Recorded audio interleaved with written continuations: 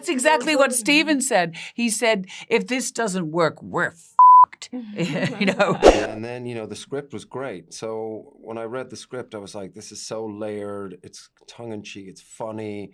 It's intelligent. The characters are so well realized. Maybe this is all your greatest game, George. It's a very dangerous line of work. I'll say. Would you kill for me, George?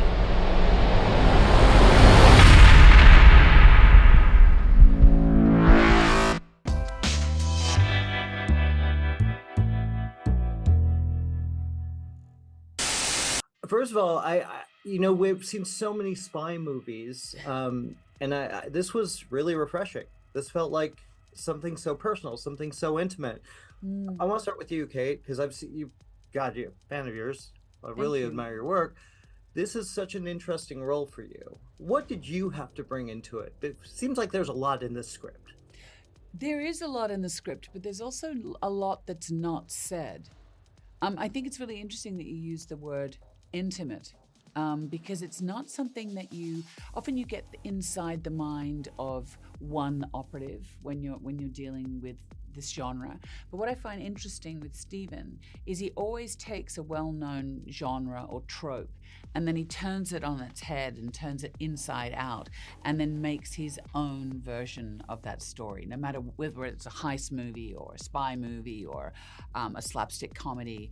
He always brings something particular to it. And I think he does bring a real intimacy and an examination of what it means to trust someone, anyone, in an environment like this, and the cost that it has on the person. But he doesn't do it in a way that is in a heavy psychological examination. He still has this really exciting, propulsive narrative, an endpoint that they're all trying to get to. And I think that's what makes it really entertaining and worth seeing it in the movie theaters. I'd agree with that. And Naomie, again, fan of yours, been a fan for a long time. You're stepping out of you were with Bond. Come on, and you're taking this. What was it like for you to kind of get in a smaller situation? I really loved it because Bond is an amazing ride, but it's a lot of focusing on like the explosions and the drama and the action and what have you, and this was much more of a deep dive into the psychological aspects, the interior of the characters, and it was just a real challenge to be able to play characters that are so layered and conflicting and also morally corrupt as well. They're not particularly nice characters. I don't think you'd come away and think, oh, those are guys that I want around my dinner table. I don't know. I wouldn't. And that's there's a challenge in that in itself. Yeah, that's actually kind of refreshing too. But to be honest, Tom, I've appreciated your career too. I mean, you kicked ass in Furiosa, such great work. How did you react to the script? And I really like what they did with your character and what you did with your character specifically. Well, I found when I read the script, I found the central relationship between Cate and Michael's character absolutely fascinating, and I absolutely feel it's the heart of it, and it's that whole thing about the trust. And I thought it was such a particular crucible on a very universal thing to do with relationships and to do with trust. And then on top of that, to have a script that has so much wit in it as well, and so many sharp turns tonally, it's everything you could want in a story. Cate, I'm going to jump back with you because I love the connection that you developed here with Michael. Mm-hmm. It's really deep and layered, and frankly, it feels very realistic. What was it like finding that with him? Well, it was complicated because Steven wants to find the best way to shoot each scene and to communicate the underbelly of what every scene is about. I mean, the two dinner table scenes are an obvious case in point, but there were quite a few scenes in the bedroom between them, and he wanted them to have a psychology, but also a flow to them. So we ended up sort of having to find a way to block them in a way rather than to get bogged down in the psychology. So we understood them through movement if that makes any sense at all. Actually, yeah, no, it does. Absolutely. Well, let me jump back into the dinner sequences here, because that's something that that has to work, and that has to be, That's exactly what Steven said. He said, if this doesn't work, we're fucked. And so he was really, but that's what I love about him is, as a filmmaker, even at this particular point of his career when he could be doing anything like churning out same old, he sets himself an impossible task, and to have a 13-page dinner scene and make it interesting and compelling and surprising, and the audience lean in and make them is not an easy thing to do. So he was nervous about that, I think. So I had no idea it was 13 minutes. It didn't feel that way to me at all. Good. It was just, we got to wrap, but guys, absolute pleasure. Really, really cool flick, and I hope people see it. Yeah. In theaters. In theaters, yeah.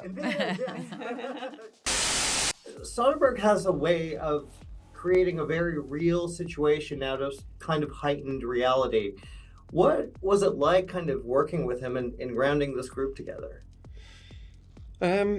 It's great. I mean, that he's going to bring his sort of visual experience of cinematic history to this genre. He's so well studied in film, and where to put a camera and how to create tension through a cut or a camera move, that you're going to get the very best visually. And then, the script was great. So when I read the script, I was like, this is so layered, it's tongue-in-cheek, it's funny, it's intelligent, the characters are so well realized. So I knew the marriage between David and script and Steven behind the camera, there's nothing much for me to do in terms of thinking about, how that genre is going to look visually. It's just about then Ellen, the costume designers, sitting, closely with Steven about putting costume together. That's adding an element of the visual aspect and the external element of George. And then, the clues of what, George is in the script. So it's just about bringing my interpretation of George. And with Steven, he just allows for that, for all the actors. You see, he doesn't give many notes. They don't, acting notes. He just sort of allows each actor to bring whatever interpretation they had of the character there on set. Nice. Oh, well, the Regé-Jean and Marisa, I loved what you guys were bringing to this. This is kind of this energy. Marisa, I'm going to start with you, because you bring a little bit of fierceness to this character.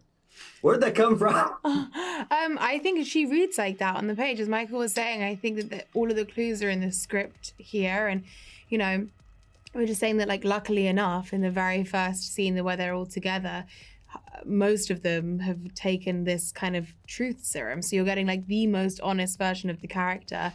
And if those are the questions that she's deciding to ask, and if those are kind of the buttons that she's willing to press, and I guess that is just, who she is. So on reading it, I was just so excited to kind of dive into that.